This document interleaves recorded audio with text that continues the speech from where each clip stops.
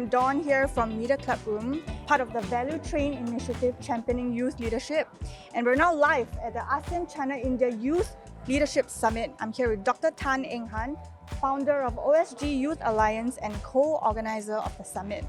So, Dr. Tan, can you tell us a little bit about the inception of this whole thing? Yes.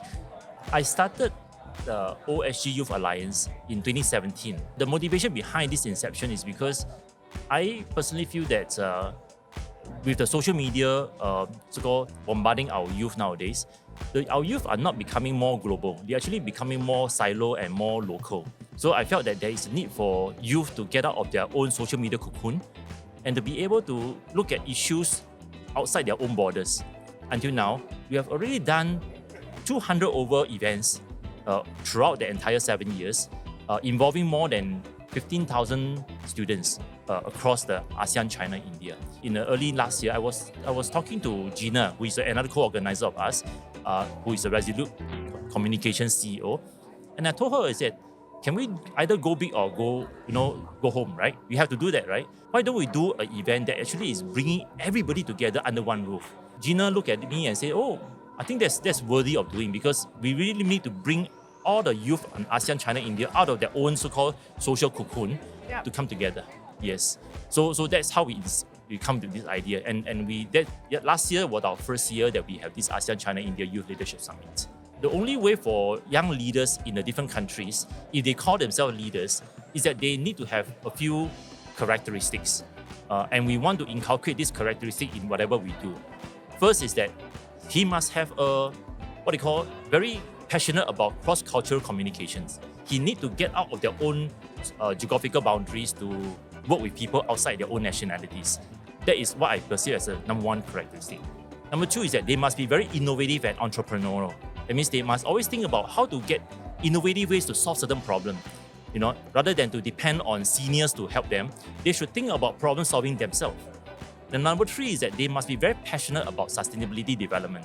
So the UN SDG Goal 17, the 17 goals are very good guidelines that they can use to actually focus their attention on. Because all the 17 UN SDG goals are enough for them to tackle for their generation itself.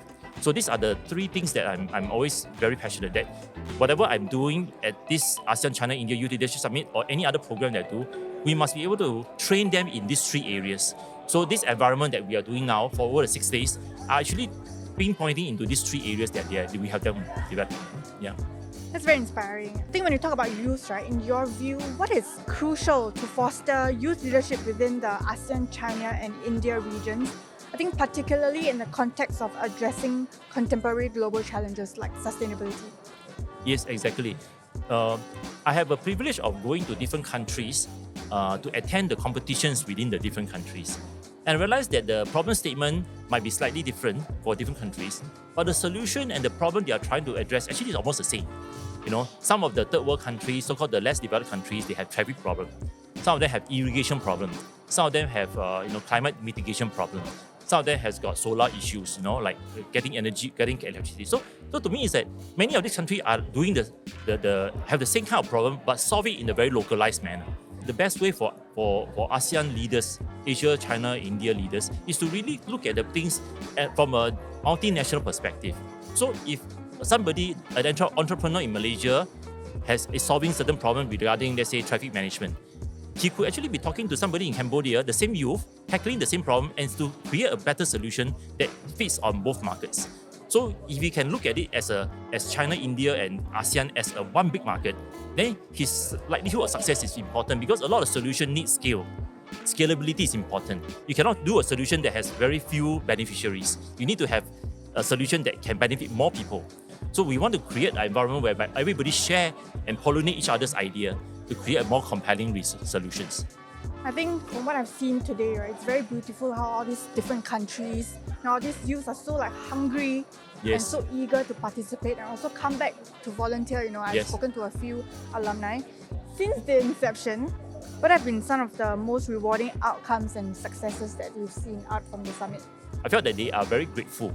Many of the students who managed to come over to Singapore, they felt that this is the first time they have left their country, or this is the first time they have joined an international event.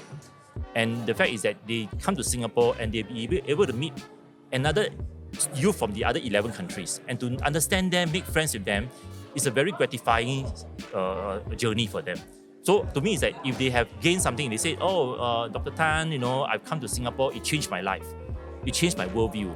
Wow. It gives me a different kind of trajectory in my life. I know what I want now. I think when they give me this kind of comments, I felt that all my hard work has been worthwhile. That's what I want to do. And some of them even come to say, Eng Han, Dr. Tan, do you want somebody to volunteer for you for next year? I said, yeah, can you help? So they volunteer for me. And over the last many months, they have been working tirelessly to help me in all these other areas. So to me, is that last year, I think I left a note to say that, remember to pay it forward. That means you are a beneficiary last year. Can you pay it forward this year? Yeah, Wow. some of them has paid forward. Similarly, for this year, I tell them, who want to pay forward next year? So through this paying forward mentality, then we can grow the community of people who are leaders and yet they have global mindedness, they are sustainability focused, and they are entrepreneurial. We need to grow that kind of community, right? One of them described it to me as family. They Yes. found family here. I think Yeah. it's a very big, takeaway from what you've done so Yes, far with Gina as well. So speaking of growth, how do you envision the summit's growth in the coming years? Yeah, I felt the growth is of two levels.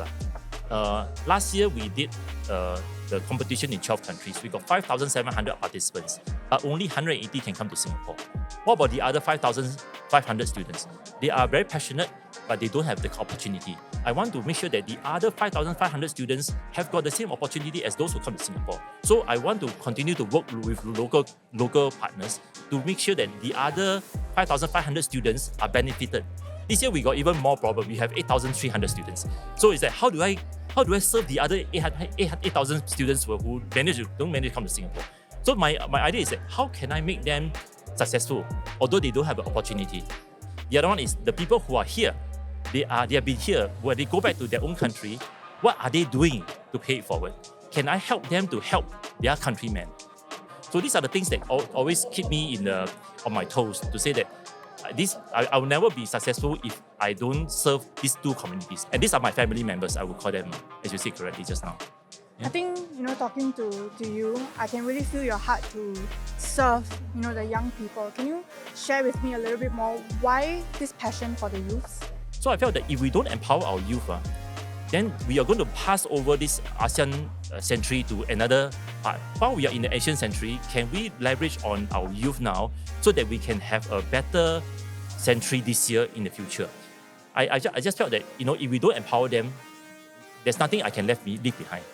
That's very powerful. Okay, one last question. What is one piece of advice you would like to impart the participants this year and to future youth leaders? They must always have innovative ways and entrepreneurial mindset. He need to garner support from teammates from different countries so that the solution, it becomes a complete solution. Must be focused on sustainable development.